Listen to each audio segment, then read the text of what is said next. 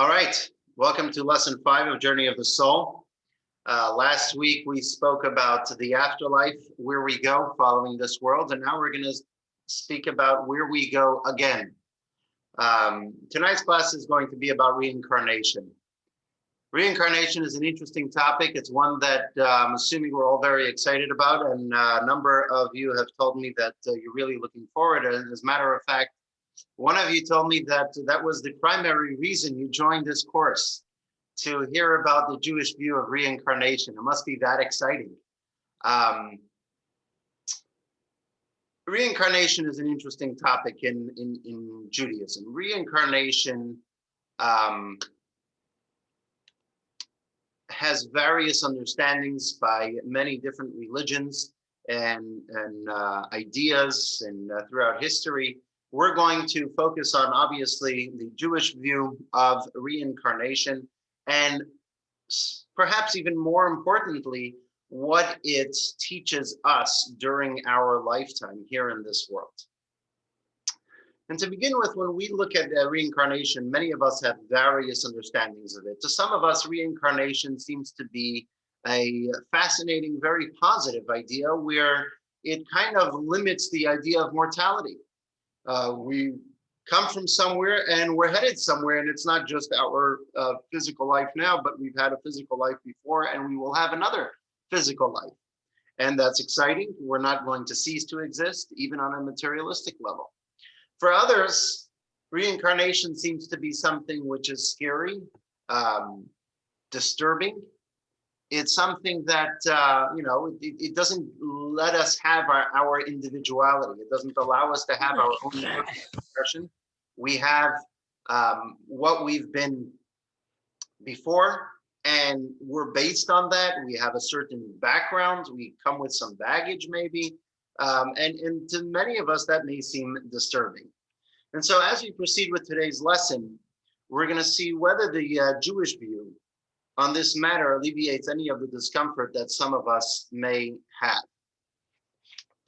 Before we get into the topic of reincarnation, we're going to do a little exercise as we did in the beginning of last week's class. It's on page 175 of your textbooks, exercise 5.1. There are 7 statements, and we all have certain preconceived notions of reincarnation and the Jewish view of reincarnation. So if you would like, take a moment, read through the 7 and circle true or false by each one of them.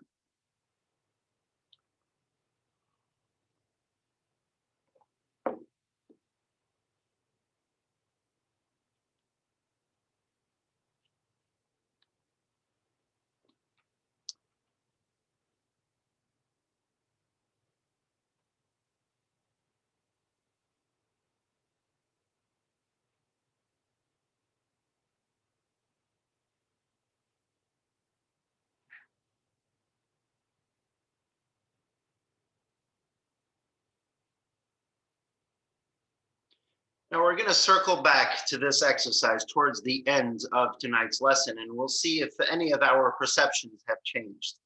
And I guess we'll see which one is true and which one is false. Before we continue, it's important to note that reincarnation is a Jewish belief, and it's such a primary Jewish belief, and it's across the board, that in all versions of prayer, the Ashkenazic version of prayer, the Sephardic version of prayer, the Mizrahi version of prayer, all have the same text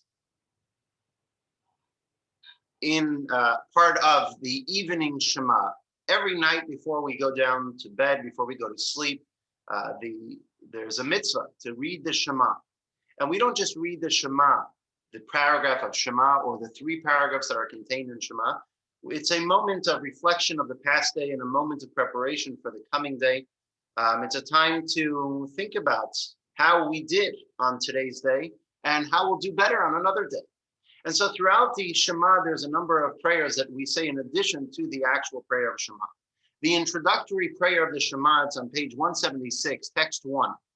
There's an interesting prayer. It's a request.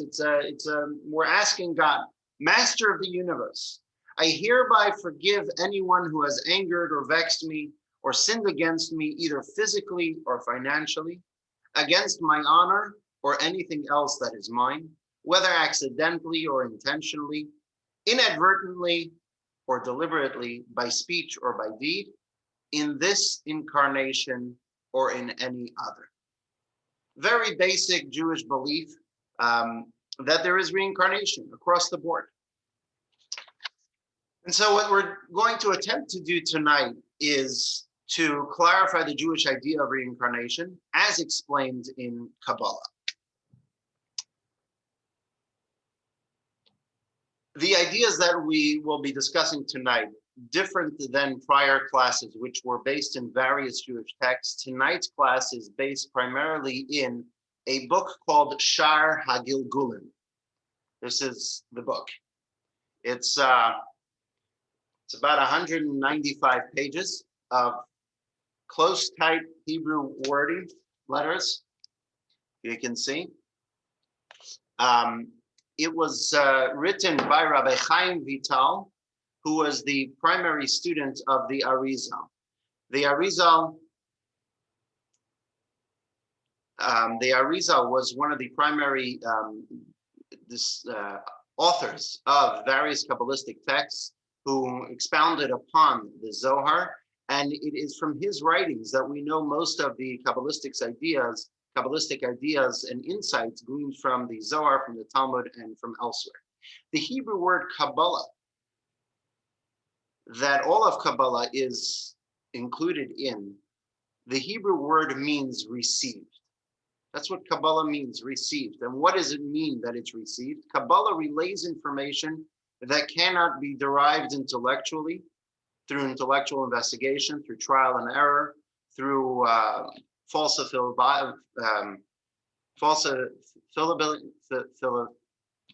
tongue twister. I always get confused. Falsifiability. It cannot be figured out on our own, so to speak. It is received from the Almighty. It was given by God to Moses at Mount Sinai and has been transmitted from generation to generation through the spiritual masters who, due to their exalted spiritual level, were privy to this information that wasn't available to the common person. And so that was taught by the Arizal, Rabbi Yitzchak Luria, who was a famed early 16th century sage in the holy city of Tzfat, and it was transcribed by his student, Rabbi Chaim Vital. Enough with the introductions. Moving on to reincarnation. Before we get to reincarnation, we first have to understand a greater theological issue. And that is, how does reincarnation fit with everything that we've spoken about up until now? What might be the issue? Up until now, we've discussed various lessons and various ideas on how the soul departs the body, moves on to a better, greater, holier world. It may not be as important, but it's definitely more pleasurable, and so on and so forth. But when does that happen? If there's reincarnation, then when exactly does that process, where does reincarnation fit into that process of the afterlife? And if our souls are reincarnated, when does that ride end? Does it go on forever? Or is there an end to it? And obviously there has to be an end to it, because we know that there is an afterlife in Judaism. And so reincarnation in Judaism is definitely not, which is various Eastern understandings of reincarnation, which is it's an endless cycle of reincarnation. Rather, there's something deeper to it.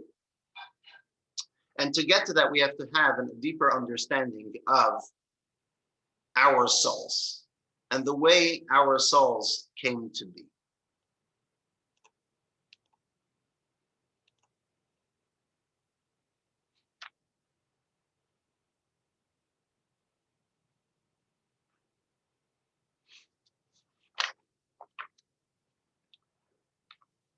So we're going to begin with a quote from the Shar HaGilgulim, and that'll give us an insight into where our souls came to be. Bob, would you like to read text 2 on page 177?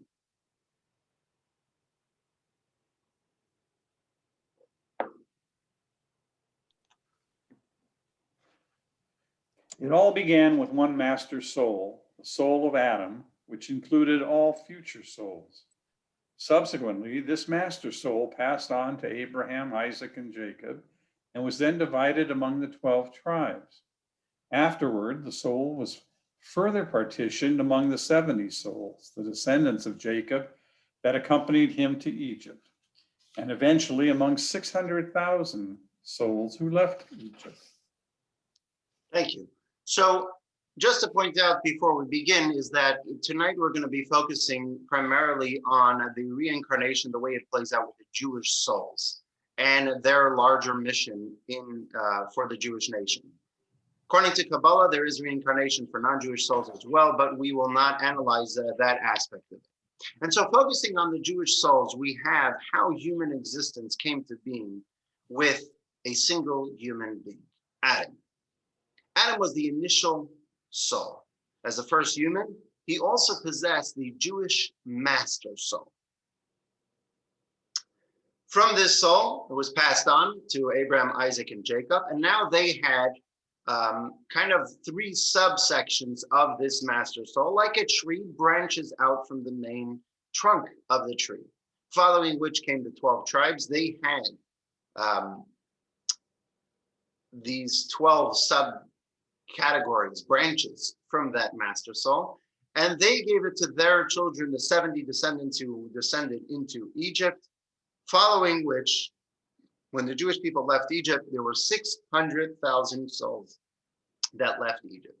These 600,000 souls, according to Kabbalah, were the, if you will, the stem souls of all of the Jewish nation for generations to come.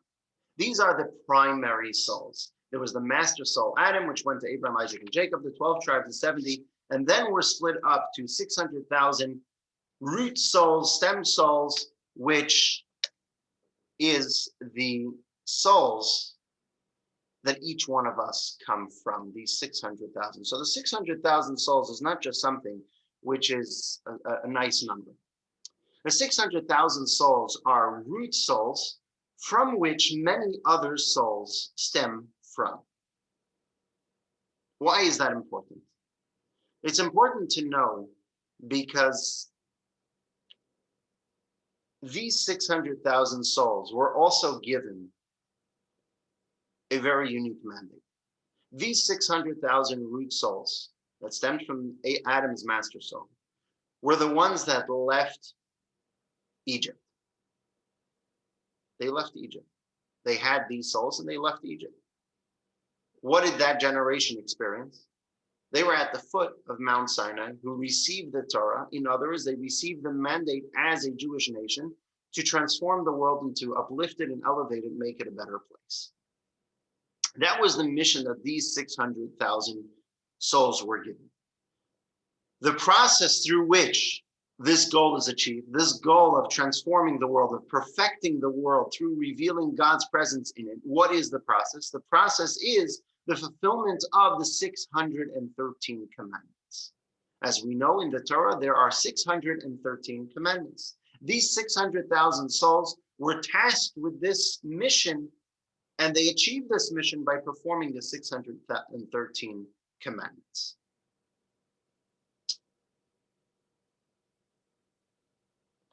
Continuing in the Shar HaGilgulim, in text 3, page 178, the Arizal continues. Furthermore, you must know that every person must fulfill all of the 613 mitzvot. If a soul does not fulfill all 613 mitzvot in action, speech, and thought, it must be reincarnated until it completes them all. All right, they say teamwork is important because it helps put the blame on someone else.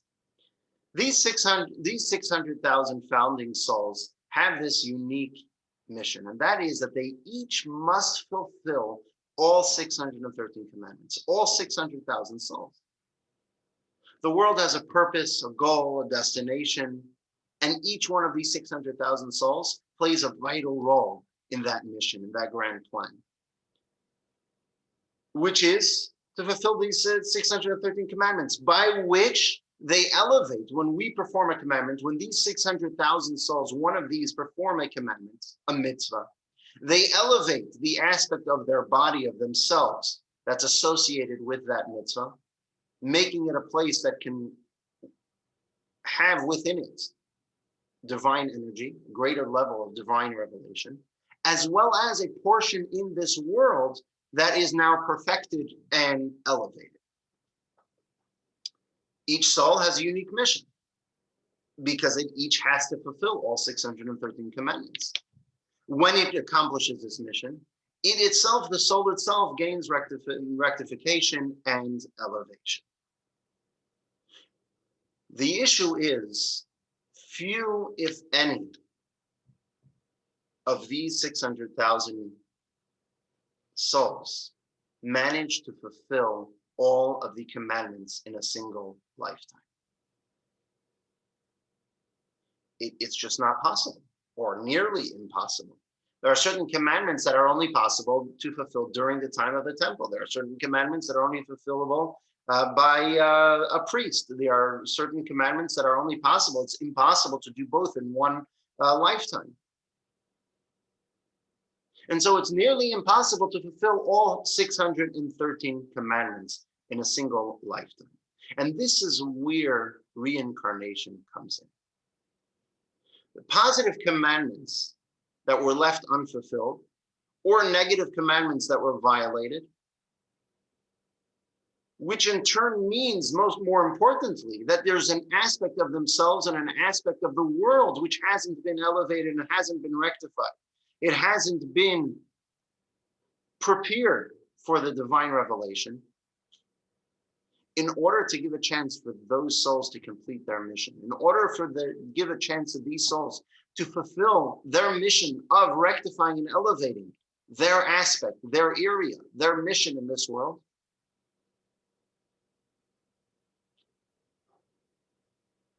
we have Gilgul, we have reincarnation. How does reincarnation rectify that?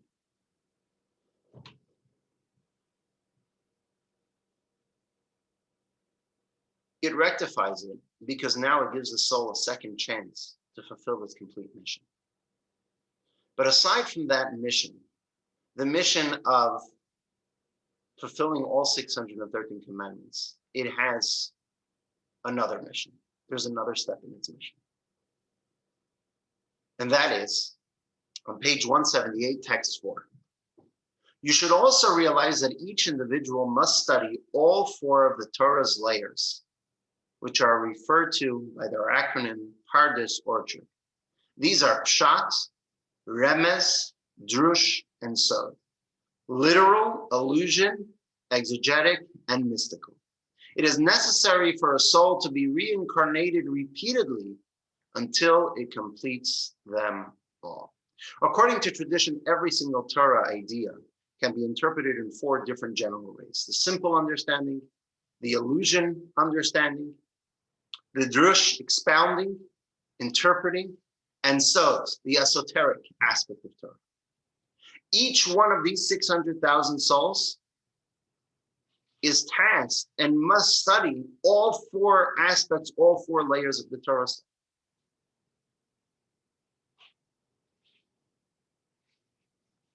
And what happens if it didn't? If the soul did not experience and did not get a chance or didn't fulfill its mission to study all 4 layers of the Torah, then once again, it has reincarnation. It is reincarnated to be able to fulfill its mission. What exactly are these 4 layers? So here we have a short video that gives us an understanding of these 4 layers.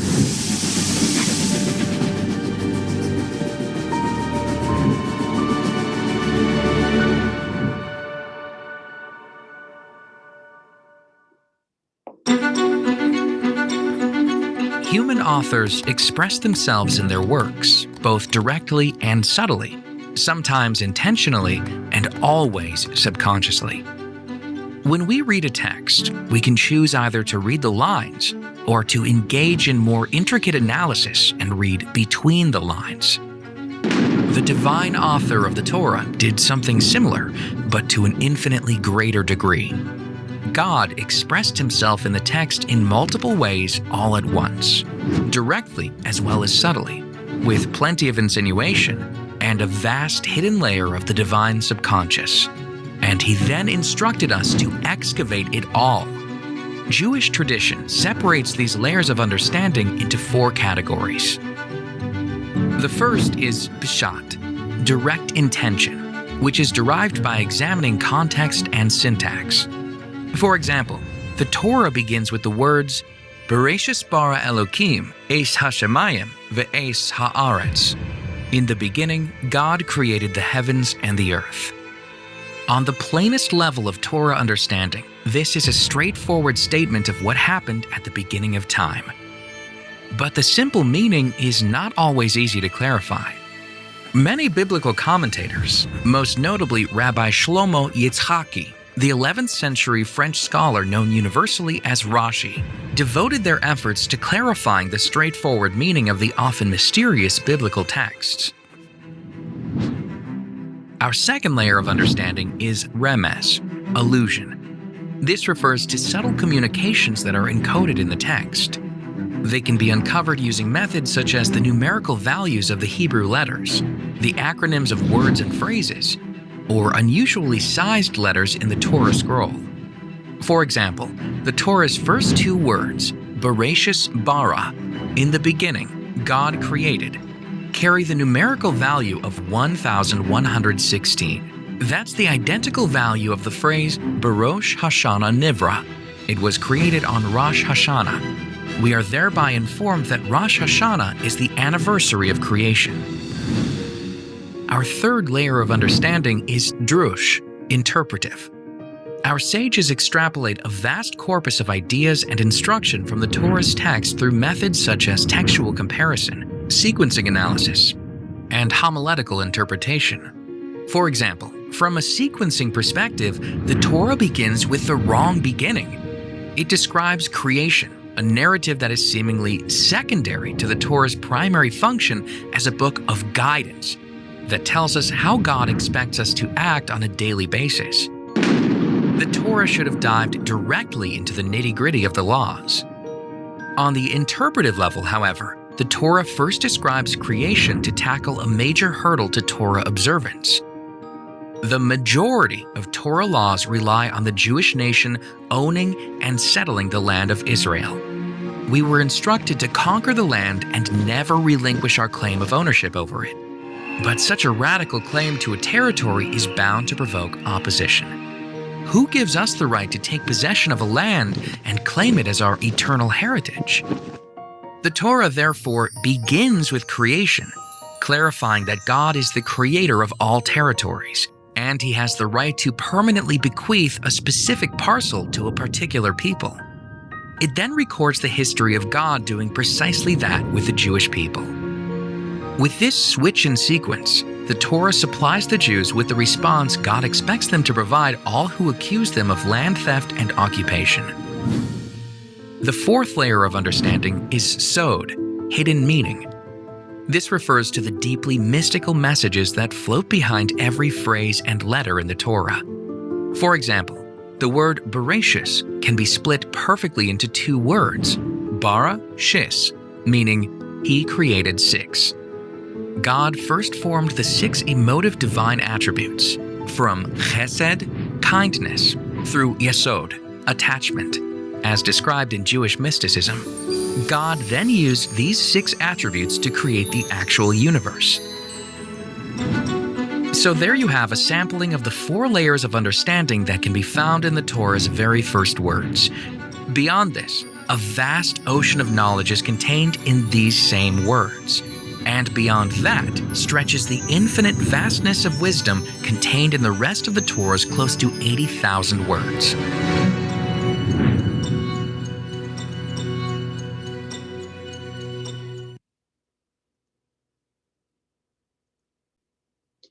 Within these 4 methods of understanding the Torah, there exist countless possibilities of understanding.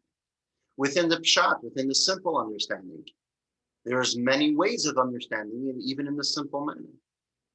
which is why there are various commentaries for the simple understanding, for the pshat interpretation of the simple understanding of the Torah.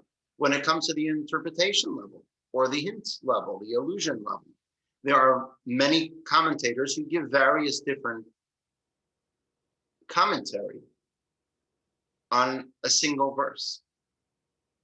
As a matter of fact, any interpretation following these four methods of any person, you, me, whoever it may be, if we study it and we come up with a certain interpretation following these guidelines, as long as it's logically sound and it doesn't go against any basic Jewish beliefs or principles, it's considered a valid interpretation.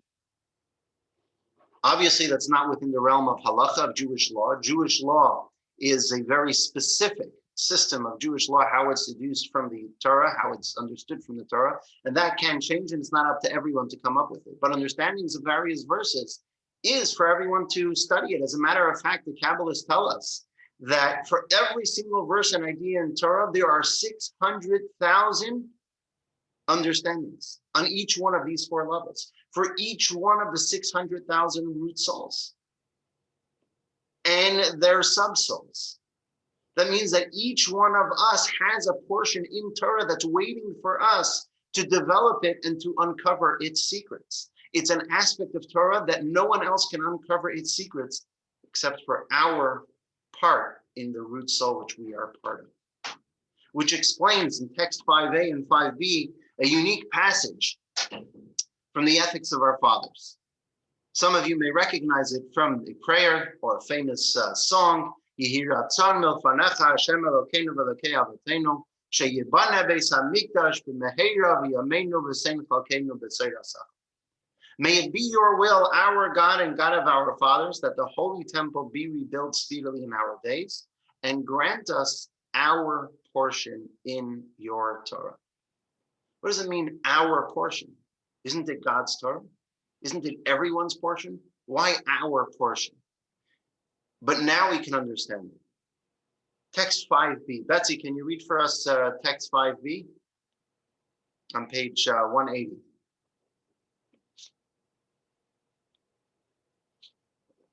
You have to unmute yourself. There we go. As explained in numerous sources, the soul of each Jew has a specific segment of the Torah with which it is particularly associated.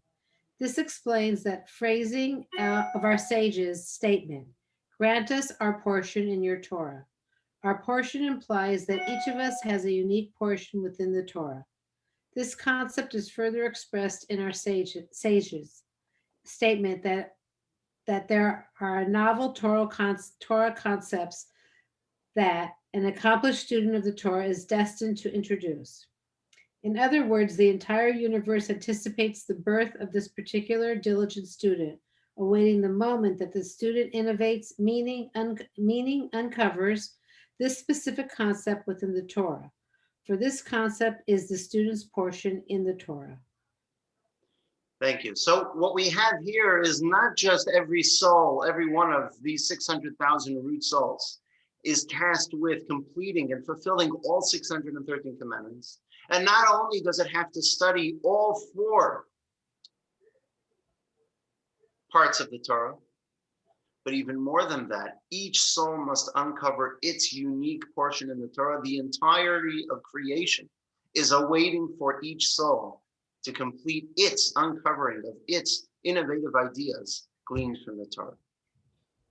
And so on page 181, we have that. These are the three things that we have to fulfill, each one in order to fulfill its mission and gain rectification for each soul and its part of the world, by which, when that is completed, the entire world will be elevated and rectified. And that's when Mashiach will come. That is, each and every soul has to accomplish each one of us.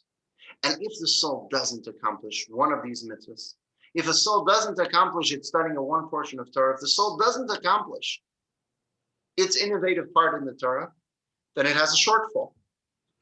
And that soul is reincarnated until it completes its mission.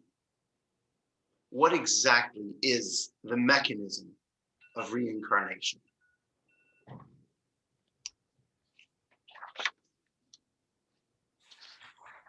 It brings to mind the story of a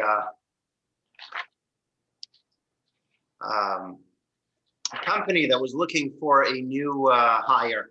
Put up a sign there looking for a new hire.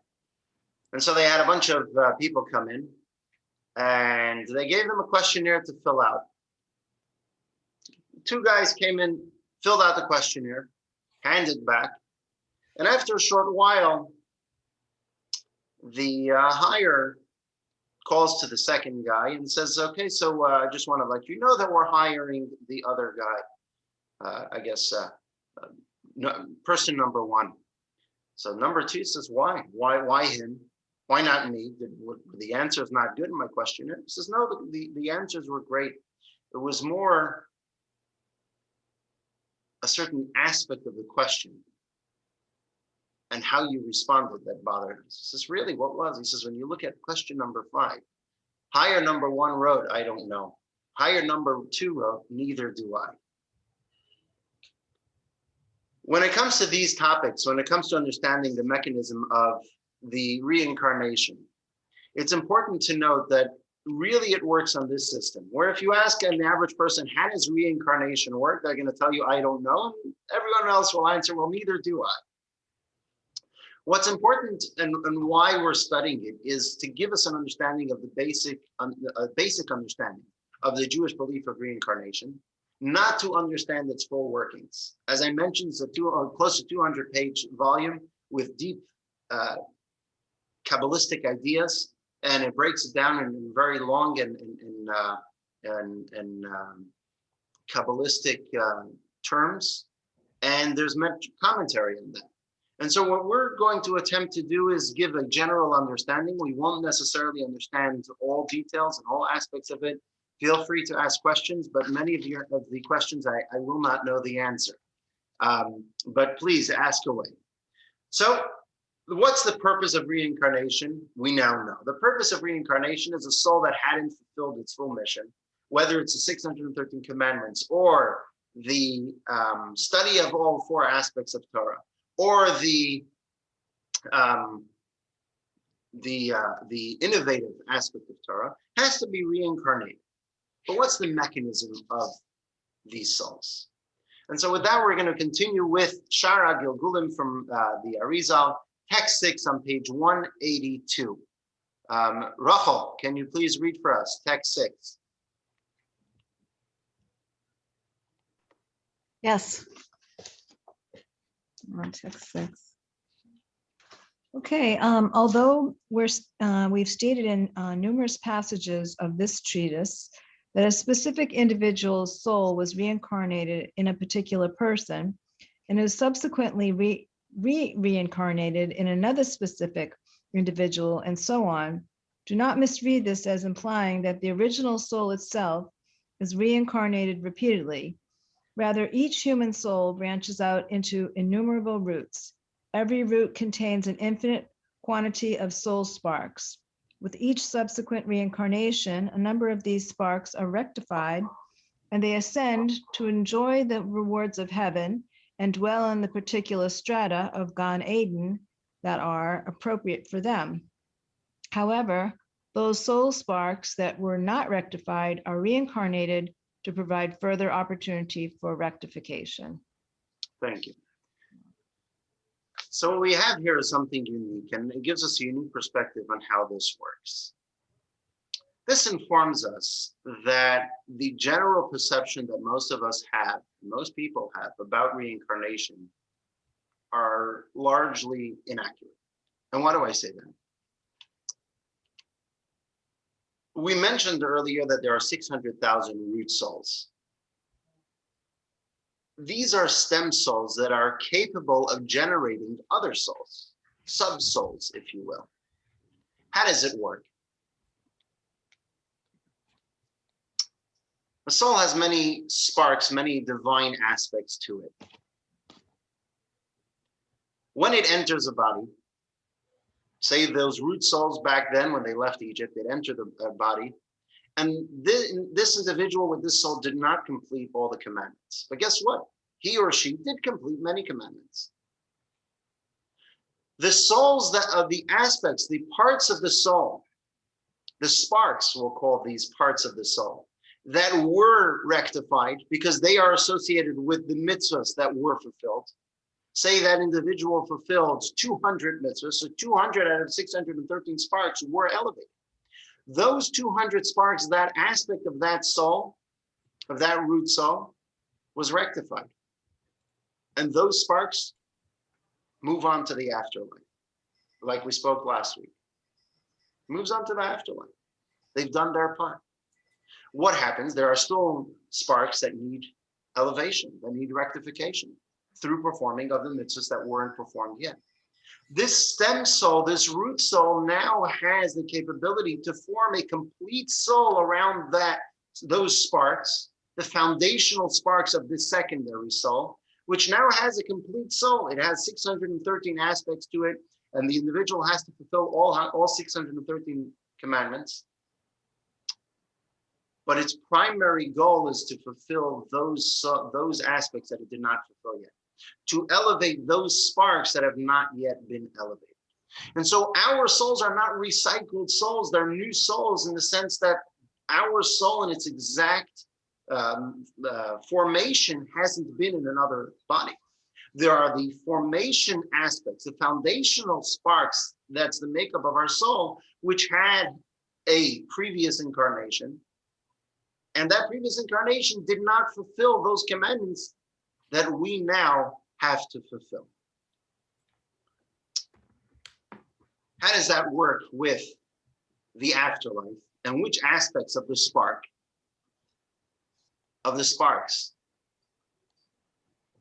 stay with us? And which ones go up to heaven? The rectified sparks that we have within us, within the soul, which are from the mitzvahs that were properly observed by that root soul or its subsequent incarnation, reincarnation, those are the rectified sparks. The ones that the mitzvahs were not performed or violations which were transgressed, those are sparks, aspects of the soul which have not been rectified and now still have to go through a rectification, a purification, not a purification, a rectification process. So the sparks that were not performed, the mitzvahs that were not performed, they have to go through another reincarnation. They have to go through another incarnation. How about the sparks that are associated with violations that were transgressed? Those can either go through the Gehenna purification process, the soul catharsis, as we explained last week, to purify the soul from the violations, or if it was a really bad situation, those violations, those sparks associated with those violations have to have an incarnation as well, a reincarnation. And so we have these two levels where the rectified sparks, straight to Gan Eden. The unrectified sparks, they become the foundational spark of the new soul. And when the incomplete or the damaged sparks regenerate, when the ones that did not fulfill their mission or the ones that transgress the sins, when they're regenerating, there's a new soul that's comprised of all 613 dimensions. And this individual must observe all of it. And now when the individual observes all the commandments, their Gehenna and Gan Eden, their heaven and purgatory and hell, is commensurate with what they performed, as we explained last class and the class before, that heaven is an outcome of a cause and effect of the individual's work throughout this life.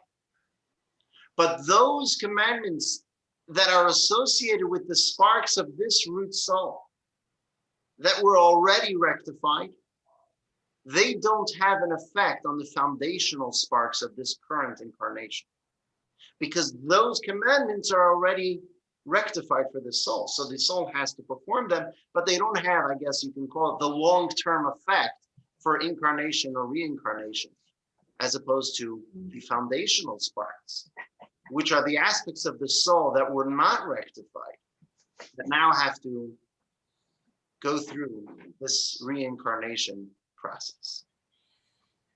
That is the general idea of how reincarnation works with the Jewish souls. It's a very simple equation. There are 613 commandments. through which each one of these root souls must complete all 613 plus the 4 levels of Torah plus uncover its aspect of Torah. If it doesn't fulfill it, it has to come, those sparks, those aspects of the soul which later regenerate to a complete soul, a secondary complete soul, to fulfill those commandments that haven't yet fulfilled. All 600,000 have to fulfill all commandments. When they go through one reincarnation after another until it completes its mission, when all 600,000 root souls complete their mission, that's when the world becomes entirely elevated, entirely perfected and rectified, the time of Mashiach. Here's where the fun part comes in, as Mora Devora mentioned.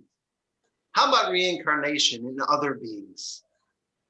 What does the Torah say? Is there a possibility of reincarnation in other beings? Until now, we're talking about reincarnation in another body, a Jewish body, to fulfill more commandments. How about in other beings? Is there such a concept? And we're going to touch upon another Kabbalistic concept first of partial reincarnation. What does partial reincarnation mean? Partial reincarnation means, it's called Ibur. Ibur literally translated is impregnation. What is that process? Page 183, text 7a. Shmuel, Dr. Herman, can you read for us text 7a on page 183? Yeah. The concept of Gilgul, reincarnation, is that a soul requiring further rectification enters the body of a child as it emerges from its mother's womb to serve as the newborn soul. It has no permission to leave that individual until the person's destined day of death. By contrast, the concept of Ibur, soul impregnation, is that a soul enters an adult body that is already inhabited by a soul. The person's primary soul received at birth. In this case, the individual is merely impregnated with a great soul in addition to harboring a primary soul. The individual then carries the extra soul, much as a woman carries the child in her womb. Thank you. So what we have here is a very simple explanation on how it works. Regular reincarnation is when a soul enters a body the moment it's born, and it leaves that body when that person passes away, the way we always understood reincarnation, the way Torah, the way we've explained it up until now. The level of partial reincarnation, or Ibur, as it's termed in Kabbalah, impregnation, is the idea that later on in life, say a person is 25 years old, they will get a second soul that will now be within them for a period of time. It could be within them for a day, a year, 5 years, 10 years, or till the end of their life. But it doesn't have to be there. It's there as a secondary soul.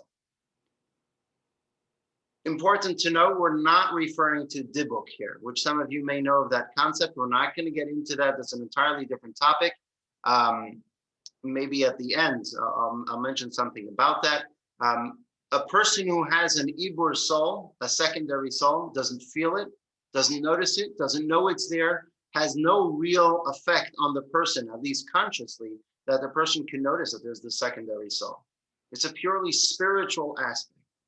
But why is there the second soul? Why would there be this partial reincarnation? If it needs reincarnation to fulfill the commandments, let it have proper reincarnation. If not, why this reincarnation? And so we turn to, we go back to what we've been reading, Shara Gilgulin, text 7b, page 184. A soul experiences Ibur for one of two reasons. The impregnated soul comes to an individual for its own sake, for the soul, the impregnated soul's own sake. In its previous life, it failed to perform a particular mitzvah and was therefore left lacking.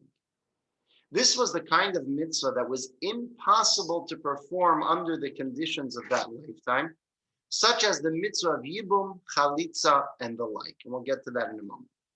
It is therefore not obligated to engage in a full-scale incarnation, described earlier in this treatise, for soul impregnation is sufficient.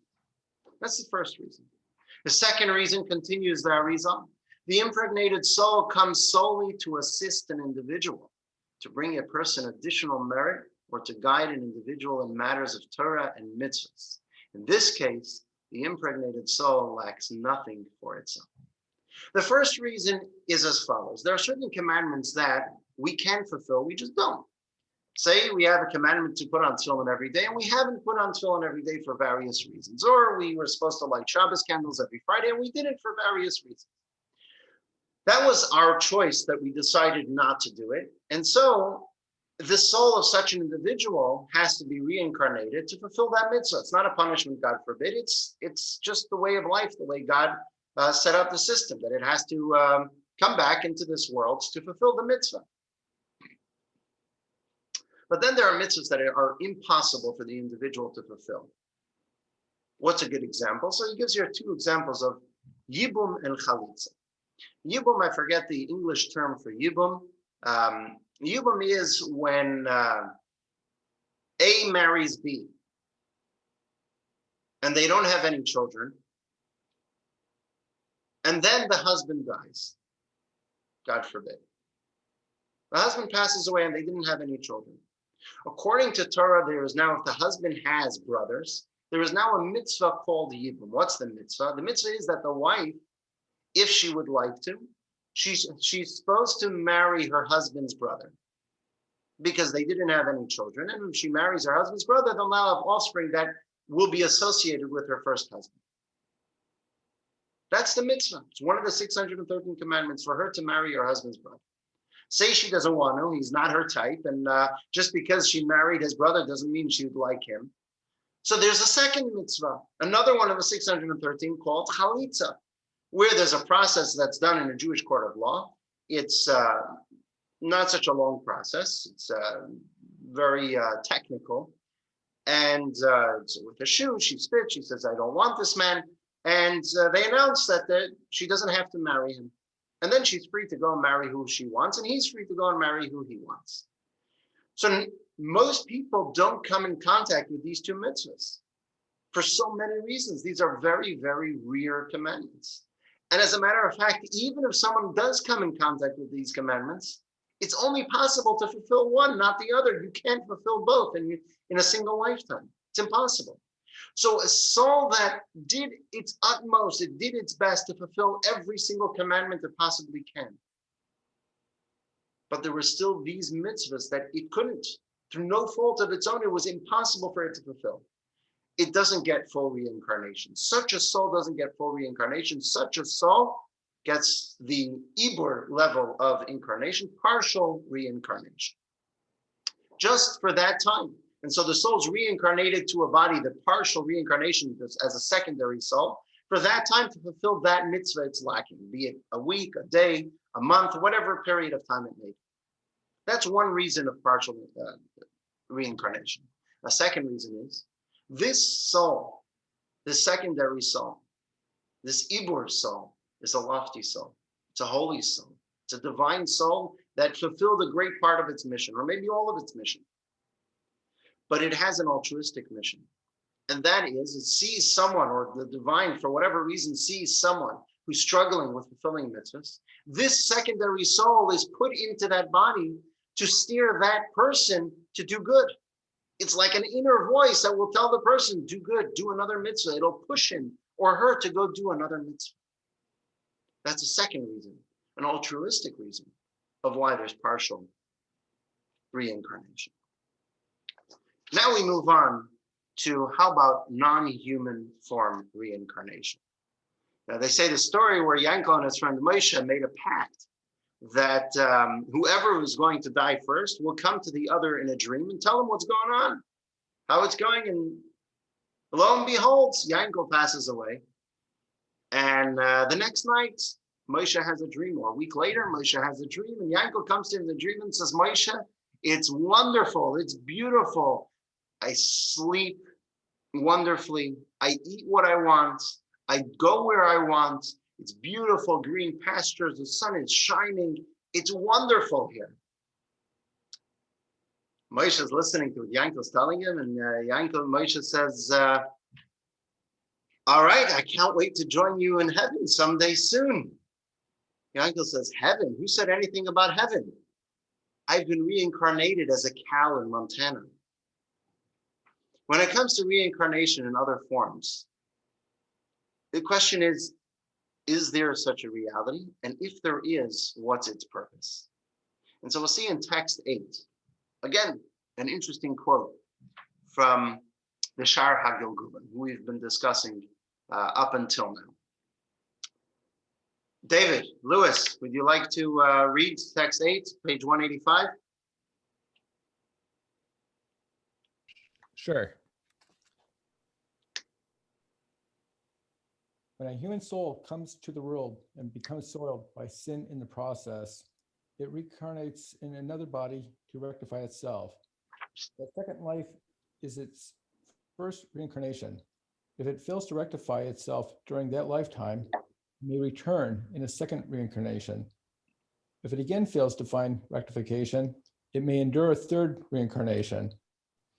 After that, however, it is no longer provided opportunities for rectification via reincarnation. Thank you. So what do we have here? What Rav Chaim Vital is explaining is that the initial souls, the initial 600,000 root souls, they each had their mission, and it's nearly impossible, as we explained, to fulfill the entire mission. So they were reincarnated. Now, what happens at that secondary level, the reincarnation? And it goes through life, and the soul does nothing to rectify its situation. Absolutely nothing. It makes no headway in trying to rectify the sparks that weren't rectified. Is it given a third chance? Yes, it's given a third chance. To reincarnate it once again. What happens if that second reincarnation, it still doesn't make any headway whatsoever? It goes through a third reincarnation. If after a third reincarnation, that means it had 4 chances, its initial time, and then 3 reincarnations, and it still hasn't made any headway whatsoever, it's not provided an opportunity for rectification via reincarnation. It lost its chance to a degree. What happens to that soul now? Now we're talking about a soul that hasn't made any progress. So it's pretty rare. It's very rare. It's extreme circumstances that it goes through 3 reincarnations and it still hasn't made any headway, because if it made a single drop of headway, a single inch moving forward, it did 1 mitzvah that it hadn't done in its prior reincarnation, that count starts again. It can go through another 3. So technically a soul can go through 613 reincarnations. No problems at all, as long as it makes headway as it's going through each one of those reincarnations. We're talking about a soul that went through, it had 4 chances, 3 reincarnations, and it made no headway whatsoever. That soul loses its chance to have rectification for its soul through reincarnation. But what does happen to its soul? Text 9, page 186. Behold, God does all these twice or thrice with man. Verse from John. The limitation of twice or thrice applies with men, meaning that a human soul is not subsequently reincarnated in a human body. Rather, it is forced to wander the planet until it is reincarnated in an inanimate, vegetative, or animal entity. Then, after it has done its penance, there is hope for its future, for God's endless mercies extend to all its creations. This model of reincarnation even in an inanimate object, is possible. Highly unlikely, extremely rare, but possible. And it doesn't serve a purpose of rectification.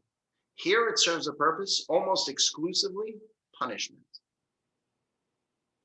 It's a time for the soul to recognize what it has done and how to rectify, think about what it can do in the future. And once it goes through that process, it completes its penance. It's in the body of an animal, say Moshe and the cow in Montana. It's stuck in the cow, it's imprisoned in the cow. It doesn't become a soul for the cow. It isn't the cow's soul. The cow has its regular soul, its animalistic soul. In the cow, it's almost like an ibor, that secondary soul, a partial reincarnation, where the soul can't express itself whatsoever. It can't perform any mitzvahs. It doesn't live the life of a cow. It's there imprisoned in the cow, in the body of the cow, without being able to do anything. And so that serves as a punishment for this soul. Why to animals or inanimate object? Because A, as we mentioned, it's kind of an imprisonment. It can't express itself. But B, and perhaps more importantly, because as an individual in this world, we have a mission, and that is to elevate the physical materialism of this world. By failing to fulfill the commandments, we fail to elevate the physicality, the materialism of the world. And so this soul is placed within that physicality that it failed to elevate, almost showing it, this is what you have to elevate. This is your job to rectify it, and you messed up 4 times. And so when the soul goes through such a imprisonment, a prison sentence essentially, for a period of time, it enables it to feel its true suffering, and in turn, it will aid its process of rectification.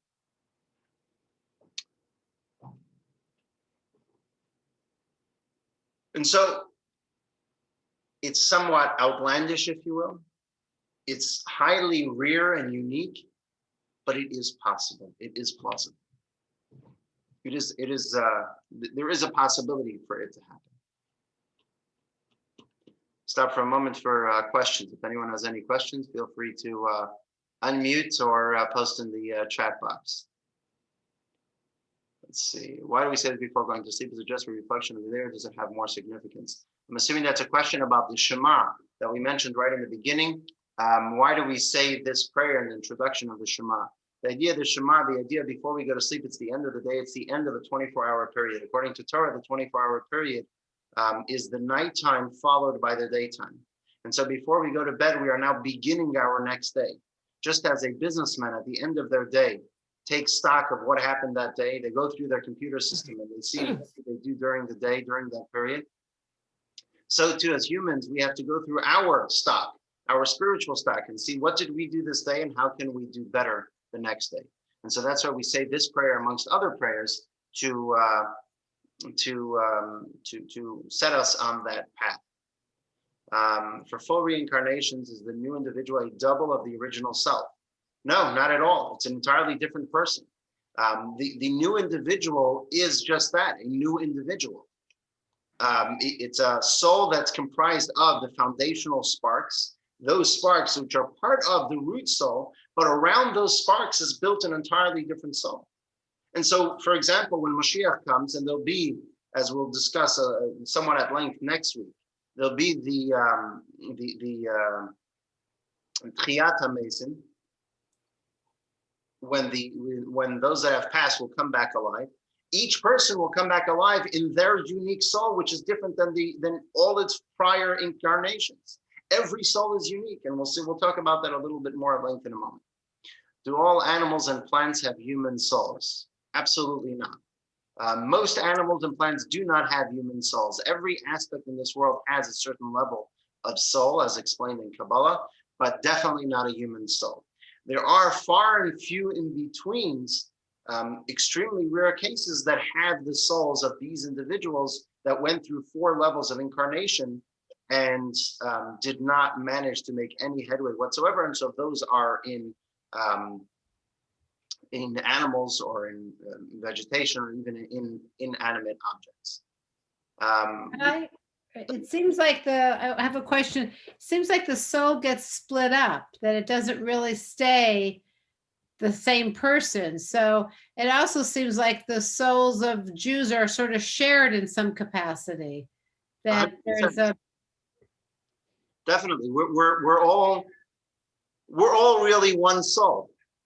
All Jews are really one soul, which is why when we see in the newspaper something about a Jew, we feel this inner gut feeling, and we feel responsible for something negative that someone else did. What are we feeling responsible about? Someone negative, someone else. When we're in a foreign country and we meet another Jew, we get excited about it. Why? You don't see the same thing by other religions or by other nations, and of course not by other religions. But by Jews, we have this certain inherent kinship because ultimately we all are one soul, which was later subdivided to 3 and then to 12 and then to 70 and then to 600,000. And we are all from those 600,000. So each one of us has within us a reincarnation. We are all reincarnated soul. Every single one of us. There are, and I may have skipped over it, but there are new souls, which are an entirely different Kabbalistic concept. But the new souls that aren't from the 600,000, very unique. It's said that the Baal Shem Tov says that the Alter Rebbe, the founder of Chabad Hasidism, Rabbi Shneur Zalman Liadi, was a new soul. Before he was born, he gave very careful directions to his parents that they will have this child. This child will be a very unique, special soul. He will bring upon a new understanding of Torah and the new dimensions, and you have to deal with him very, very carefully throughout his upbringing. So there are unique souls that are new souls, but for the most part, 99.9% of us are all reincarnations of prior souls.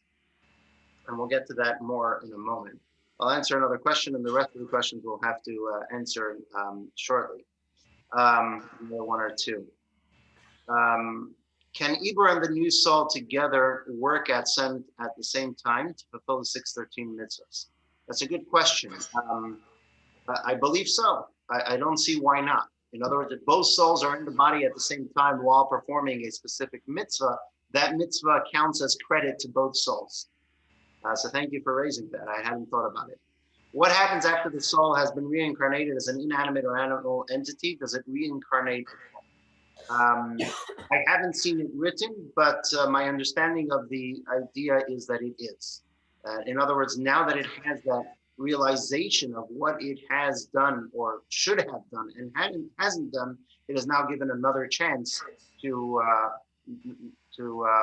go back into a human body to fulfill its mission. There are various stories throughout the ages regarding animal entity or inanimate entities and partial or reincarnation within animals or within one of the mystics explained that one of the reasons why we eat fish on Shabbos is because when souls are reincarnated, primarily they go into the bodies of fish. And so we eat fish on Shabbos to help those souls be elevated. Again, not every piece of fish that we're eating is associated with the soul. And we shouldn't think twice before we eat, a nice juicy burger and say, hey, maybe there's a soul in this burger. There isn't. It's associated with it, but we're not doing anything for the soul. On the contrary, if we eat that burger, making a good blessing and using that energy to a kosher burger, obviously, and we use that energy to perform a mitzvah, we're now helping that soul that was associated with that animal. So that kind of answers the next question. Do you not think that part of the kinship is because of the limited number of Jews? It can be also because of limited number, but we find other minorities that are around the world, they don't have that level of kinship that Jews have. We have a certain gut feeling and a certain guilty feeling each time we see a Jew did something wrong. We get either defensive or offensive when really it has nothing to do with us. All right, we'll continue with that. So now we get to the next question, and that is it possible for me to know who was my previous incarnation? Who am I before, right? Devorah mentioned earlier, she thinks she was a Hasidic Jew in her prior incarnation. Maybe. Is there a way that we can know? Especially since we're all reincarnations, all of us, maybe is there a way to know who we are in our previous life? So we'll get to another prominent Kabbalist, Rabbi Moshe Cordovero, a 16th century Kabbalist, and he writes as follows, text 10, page 187.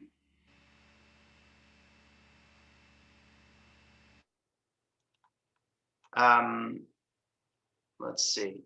Ruchama, would you like to read for us page 187, text 10? It is impossible to deduce or intuit whether one possesses a reincarnated soul or not, unless one is the recipient of a mystical communication in this regard. You may wonder, how then will we know the purpose for which we enter this world? Which mitzvah we must scrupulously perform, or which transgression we must especially avoid? The answers are naturally ingrained in us. We experience natural affinity and longing to perform a certain mitzvah when that mitzvah is critical to our present incarnation, or our inclination strives especially hard to entice us to commit a particular sin, for it is the very same sin in which we blundered during our previous life. Thank you.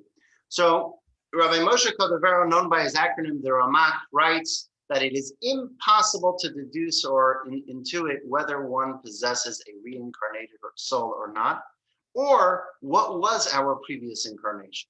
It's impossible to know. And why is that? Because the soul is not synonymous with our process of memory. Our soul, the mystics defined the definition of the soul, as we spoke in lesson number 1, lesson number 2, as the godly spark, which gives it its mission and purpose, its holy, its divine mission and purpose, not its cognition and intellect. And if so, it doesn't retain, the soul does not retain that memory of who it was in its previous incarnation. The aspects of the soul associated with that soul that are now in the afterlife, they are associated with that individual. But the sparks that move on to this next reincarnation do not retain that association, that memory. And so just as the soul assumes a new body in reincarnation, it also assumes a new personality. The soul, the divine spark that gives life to the body, also now gives life to this unique personality. The Ramak mentions an interesting reason, a secondary reason. He says a practical reason of why we have it's ingrained within us in ignorance of our previous reincarnation is in order that we don't kill each other over wrongdoings that were done in previous incarnations. We don't remember this is what that person did to me in a prior incarnation, so I'm going to go and get him back for it. There are Kabbalists and sages who do know the reincarnations and the prior incarnations of other souls. As a matter of fact, throughout Kabbalah, it does discuss various sages throughout the ages who were the reincarnations of other individuals. For example, the sages tell us, the Kabbalists tell us, that the great sage Elazar ben Azariah, who we read in the Haggadah coming up in Passover, he was a Talmudic sage that lived about 2,200 years ago, give or take, 2,000 years ago, and he assumed leadership, the prince position of the Jewish community when he was 18 years old. 18 years old at a young age. And he has a perplexing statement. He says, it is like I am 70 years old and I've never heard the following statement. And he proceeds to explain a statement that he had heard from a contemporary sage. Why 70? Why not 60 or 80? Specifically 70 because he was the reincarnation of Samuel the prophet. Samuel the prophet had passed away at 52. Now he is 18. And so he says, it's as if I am 70 years old, which is why he was able to be such a great sage at such a young age, the leader of the Jewish people, because including his previous incarnation and everything that his previous incarnation had already fulfilled, it's as if he's now 70. As well as the sages tell us that the individual we discussed last week, or maybe it was 2 lessons ago, Rabbi Elazar ben Dordaya. Elazar ben Dordaya was someone who committed every single sin. Nonetheless, he heard a heavenly voice call out that everyone can do tshuva, can repent, except for Elazar ben Dordaya. And he sat down and he cried and he cried and he cried so much that his soul left his body. He passed away. And then a second heavenly voice called out and said that there's someone who can acquire the world to come in even a short time, an hour, short period, and that is Elazar ben Dordaya. Our Savior, the mystics tell us that Elazar ben Dordaya was a reincarnation of Rabbi Yochanan the high priest. Who was Yochanan the high priest? Yochanan the high priest was in the second temple. He was a great sage. And then at 80 years old, he did the unthinkable. He became a heretic. He was one of the greatest sages, the greatest leaders of the Jewish people, a high priest for many, many years, which says something, because a high priest, every year when they'd go into the Holy of Holies, if they weren't good for the job, if they weren't holy as they made themselves out to be, they wouldn't emerge alive. There was a period in the second temple when the high priests were appointed by the Roman government, and they weren't people who were supposed to be the high priests. And so they'd go in, every year there had to be a new high priest, because they'd walk into the Holy of Holies on Yom Kippur, and they wouldn't emerge alive. And so Rabbi Yochanan Kohen Gadol was a great sage. He went into the Holy of Holies many years, year after year, because he was a true God-fearing sage. And then the unthinkable happened at the age 80. He made a dramatic turn and became a heretic. His soul was reincarnated in the body of Elazar ben Dordaya. And so when Elazar ben Dordaya did that extreme level of tshuva, he wasn't doing tshuva, he wasn't repenting just for himself, he was repenting for his previous incarnation, Yochanan Kohen Gadol, and now he was able to go straight into heaven because he had 80 years of good deeds behind him. 80 years of good deeds that Yochanan, the high priest, had, that soul was now able, the entirety of the soul was able to go straight into heaven. And so on and so forth. The sages explain, the mystics explain that there are many sages throughout the ages, many people, each one of us, we all have a previous incarnation. And to a degree, we are built upon their experiences. But the question is, if we don't know our previous incarnation, and we don't know, that means that we don't know what we still have to fulfill, what's left for us to fulfill. So what mitzvahs, how am I supposed to know what mitzvah I'm supposed to be fulfilling? What mitzvahs are left for me to fulfill if I don't have that previous incarnation? If I don't know what that previous incarnation is? And so for that, we have text 11, a very powerful letter from the Rebbe that explains the interesting topic. This letter from the Rebbe was written, I believe, in the late 50s. And the Rebbe was writing this letter to a person who bemoaned the state of his marriage. Text 11, page 188. I'm replying to your letter in which you inform me that you accepted and are implementing my directives regarding Torah study classes and giving charity.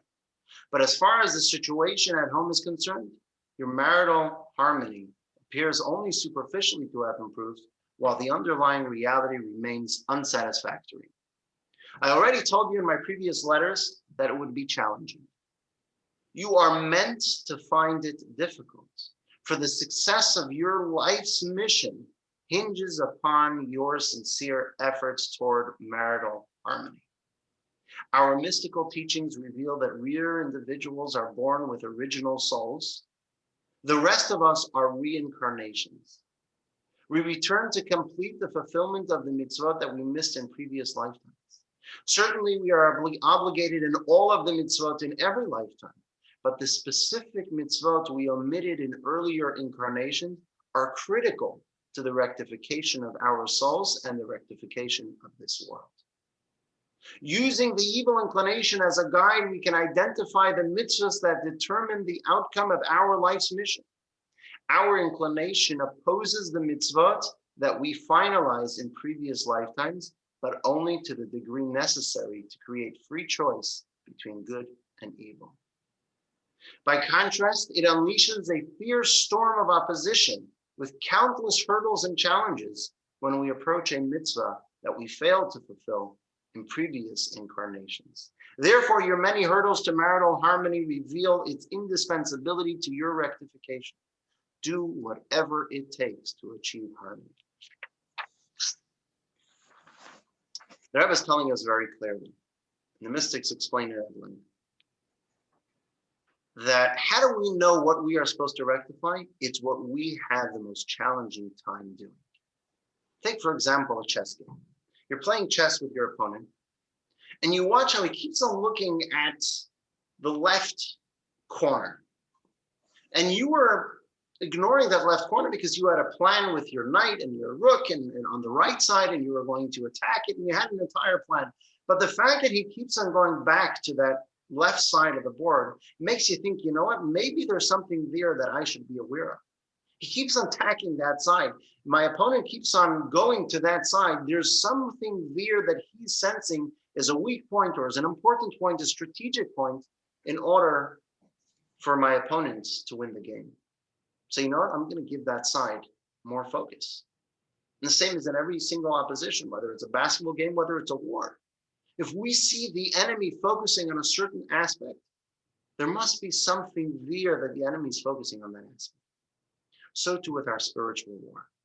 Our internal war, which is the war between our evil side and our good side. When we encounter a mitzvah that seems to be inexplicably hard, it's technically an easy mitzvah, putting on tefillin every day. It's not such a big investment. You buy a pair of tefillin one time, once in a lifetime. It's cheaper than your last vacation, and it lasts a lifetime. And it takes 60 seconds a day. Not much. Or other mitzvahs, whatever mitzvah it may be. It's something simple. It's something which is easy. But there's this inexplicable urge not to do it. When you have a mitzvah that's like that, that's your mitzvah that you have to focus on. That's the reason why you are reincarnated, to fulfill that mitzvah. And that's why you're experiencing this tremendous opposition to it, because your evil side, your internal enemy knows that when you fulfill that, you're going to rectify your part of the world. If there's a part of Torah that you feel you don't connect with, it's not your part, but there's a part of Torah that you do really enjoy. That gives us that balance as well. And there's another scenario. That other scenario is circumstances. Text 12, page 190. From the moment that God instructed our forefather Abraham, go from your land, following which it is stated, Avram kept traveling further southward, the mystical process of the rectification of divine sparks was launched. Subsequently, by decree of divine providence, individuals traveled to the locations in which the divine sparks that these specific individuals must rectify await their redemption. Saintly individuals with spiritual vision perceive the locations in which their divine sparks await their engagement, and they take the initiative to journey to these locations. The rest of us are left in the hands of the primary cause behind all causes, and the ultimate reason behind all reasons. God orchestrates countless apparent causes and circumstances to bring specific individuals to the locations in which their predestined service of rectification is required. So the next time you're flying and you have an emergency landing in the middle of nowhere, it's not in the middle of nowhere. It's not for no purpose. This was divinely orchestrated because there's a spark that's associated with your soul, and that may be the sole purpose of your reincarnation, to make a blessing in Timbuktu, to wrap tefillin in middle of Wyoming. You make a wrong turn off the freeway, it's for a purpose. You stop at a gas station and there's no gas, so you got to go to another gas station, it's for a purpose. Every circumstantial location that you happen to land in, it's for a purpose. And that may be the reason why your soul is reincarnated. So what we have is 3 levels. The first level was one that I didn't mention yet, and that is a passion. When we are passionate about something, passionate about a certain mitzvah, we get really excited about the mitzvah of mezuzah. The reason why we're getting really excited about it and we're so passionate about it, and it's even inexplicably passionate, that's because that is the reason, or one of the reasons, why your soul's reincarnated. It has this unique passion for this mitzvah because it knows when it fulfills this mitzvah, it's going to rectify its purpose in this world. From the 613, those are the last few that are left. Then we have the second level of weakness. When we see we have a weakness in a specific mitzvah, this internal urge not to do it, it's another sign that that is a reason for our reincarnation. And then we have our circumstances. When we land somewhere, when we go somewhere, when we end up somewhere, it's there for a purpose. It's not just because our job took us there. It's not just because the plane made an emergency landing or we made a wrong turn. We're there because that is specifically associated with our purpose of reincarnation. And so now we're going to circle back to that exercise that we did on page 175. And we went through 7 statements to see if they're true or false. And so we'll get back to that and let's analyze these 7 statements. The first statement was, belief in reincarnation is basic to Judaism. Right? Some of us may have circled true, some of us may have circled false. What do we have here? We have here that it may be a trick question, but the answer is it's false. Why is it false? It's not basic. What does basic mean? It's the essence of the religion. It forms the base or relates to the base of the item of whatever you're talking about, according to the dictionary. And so although reincarnation is an accepted Jewish belief, it's part of Jewish belief, it isn't something, doesn't meet the criteria of forming the base or essence of Judaism.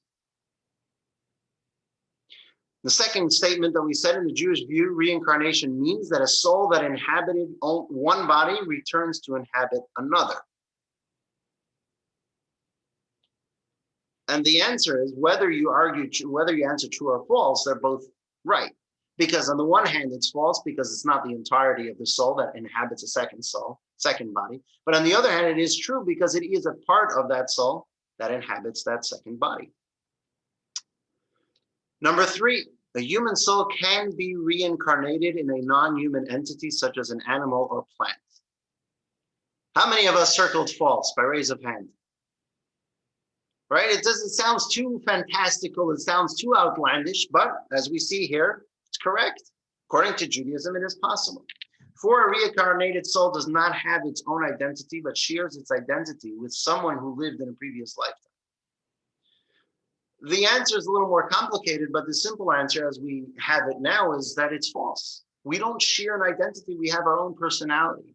We may have their good deeds that they did behind us, which gives us a boost, but we don't have their identity. We have an entirely new identity in this reincarnation. The purpose of doing good in one's current lifetime is to be reincarnated as a person of higher status in a future reincarnation. Absolutely false, according to Judaism. That's not the purpose. The purpose of reincarnation is to fulfill all the commandments. A soul is reincarnated, number 6, a soul is reincarnated as a penalty for sins committed in a prior life. On the contrary, it's not a penalty, it's rehabilitation. It's to complete a step towards completion. It's not a penalty. A penalty, we can say, is that non-human form, but reincarnation in its simple sense is not a penalty whatsoever. So false. Most souls today are reincarnations. That's true. So what do we have now? Back to the initial question, and that was, is reincarnation a good thing or is it a bad thing? And we said that there are 2 views. You can say it's a bad thing because we lose our personal identity and it's kind of a cop-out and it loses individualism. Or is it a good thing because we have the past behind us and we have a future ahead of us? And the answer is, of course, it's not a bad thing, it's a good thing. We now understand that we have our own individual identity, unique identity. We are an individual person. We have our unique mission that no one else has because we have to fulfill these commandments for the aspect of our root soul, of our soul, to complete its mission. And only when we complete our part of our mission will the entire world be able to be rectified. If I don't do my part, the entire world is missing that piece of the puzzle. Which leads us to a more important point, we may say. It gives us a whole different view on life. Our life, we are coming on the heels or on the shoulders of our prior incarnations. We are coming on the shoulders of the prior generations, which fulfilled most of the commandments. We're now at that tail end of the cycle. We are reincarnation number whatever, and we have a select few commandments left to fill. It's up to us to fulfill those last few commandments. It's up to us to make it to the finish line. Right? I think in Olympics, they have that, one of the games in Olympics is when you have a number of runners and they each have to pass the baton to the other one. I forget what the race is called. Someone can pop it in the chat box. Relay. The relay race. Thank you. There's the relay race, right? And each one has to run around the track and hand the baton to the next one. That last person, that's who we are. We are the last person. We took the baton from our prior incarnation, and now we got to run with it. How do we run with it? When we analyze our feelings towards mitzvahs, when we recognize our circumstances where we are, we see we only had those last few moments. And so we may think to ourselves, if Mashiach, if the world did not reach perfection in the sages, in the generations of those great sages during the Talmud, there were such great, illustrious sages. How can we reach world perfection in our generation, in such a crazy world? But the answer is simple. They did the hard work. We just have that last track run. We have that last part of that relay race. And so it gives us tremendous meaning in every moment in our life. It gives us, according to Kabbalah, we now have this idea that we are part of God's master plan. We are part of those final moments, and we each have a unique mission that no one else can fulfill. Just as those track runners in the relay race, the fourth track runner can't be fulfilled by the third, because the third fulfilled its mission, it's done, it's over. And the fourth one has to complete the mission. Which leads us to text 13, which is an interesting statement from Man's Search for Meaning. Man's Search for Meaning, Viktor Frankl was a Holocaust survivor who survived Theresienstadt, Auschwitz, and various other concentration camps. A Jewish psychiatrist who came up with a novel idea in psychology called logotherapy. And it was based on his experiences in concentration camps. And he writes as follows. Text 13, page 193. Thus, it can be seen that mental health is based on a certain degree of tension. The tension between what one has already achieved and what one still ought to accomplish. Or the gap between what one is and what one should become. Such a tension is inherent in the human being and therefore is indispensable to mental well-being. We should not then be hesitant about challenging man with a potential meaning for him to fulfill. It is only thus that we evoke his will to meaning from its state of latency. As Jews, we have that inherently. We have this sense of meaning. We know where we are. We know where we have to go. It helps us with determination, and it gives us strength to fulfill our mission, knowing this idea, knowing where we're headed and what we got to do. And so it gives us the determination, it gives us the strength. When we're faced with hopeless situations, seemingly hopeless challenges, it gives us a different attitude where we know that we can hold out because this is what's left for us to fulfill. We can take one more step and then another step. And it also gives us an understanding of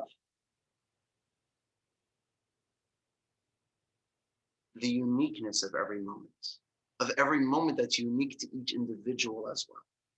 Because we have a unique mission that no one else has. And to end off with an interesting statement from the sages. As we mentioned, we are all reincarnations. But where was the ultimate soul? Where was the original soul? The original soul, the 600,000 souls, came from the generation that left Egypt. And so we are a reincarnation of, so to speak, that original soul. We're not just the sparks that are left, but we also have a more revealed level of the root soul within us in this generation, in our generation.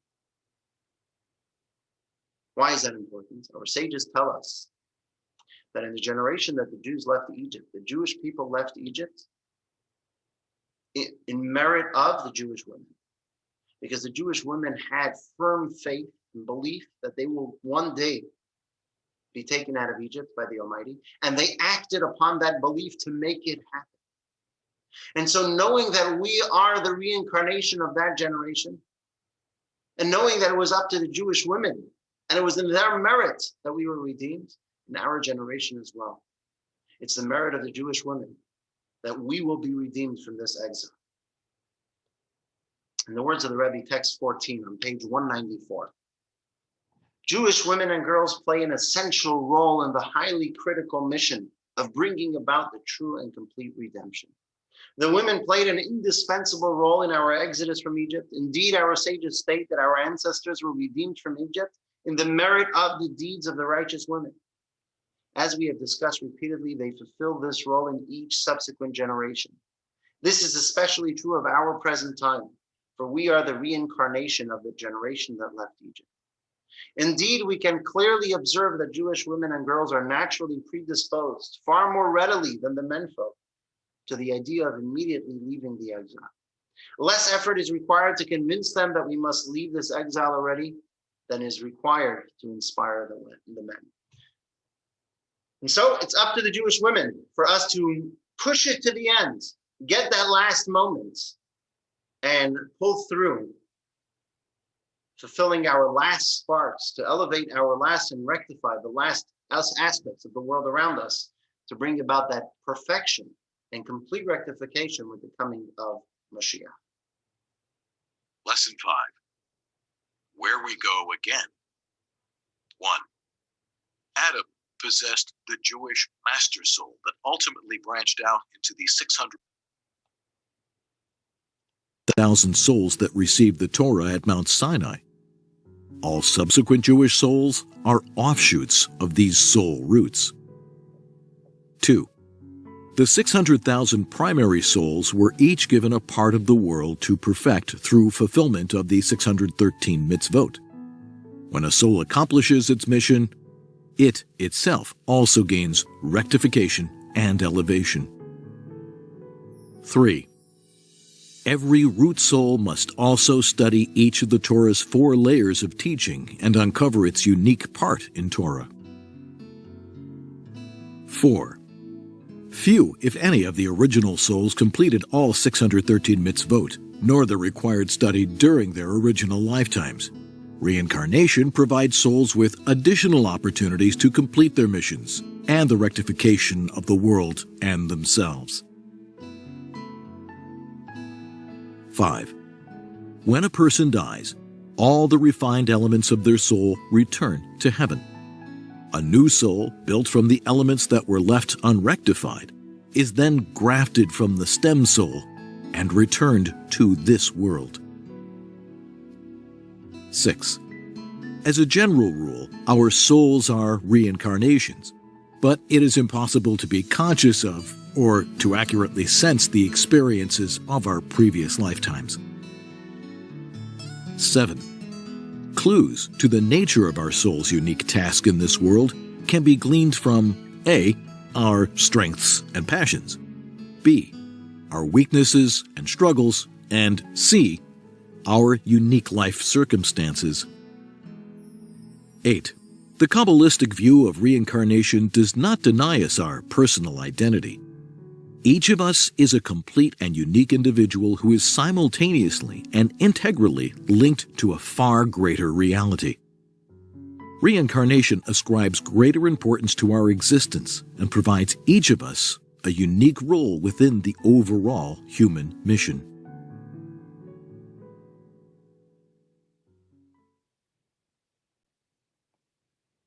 Next week, we're going to discuss how we've studied in the past 5 weeks all the view of life and afterlife. It gave us a new understanding and appreciation for death and life and afterlife. And next week, we will discuss how we take all those ideas and we will revisit our priorities of our current life, how we go through our day, how we go through our life. And we will discuss as well the resurrection of the dead and how that plays into everything we've discussed until now. I will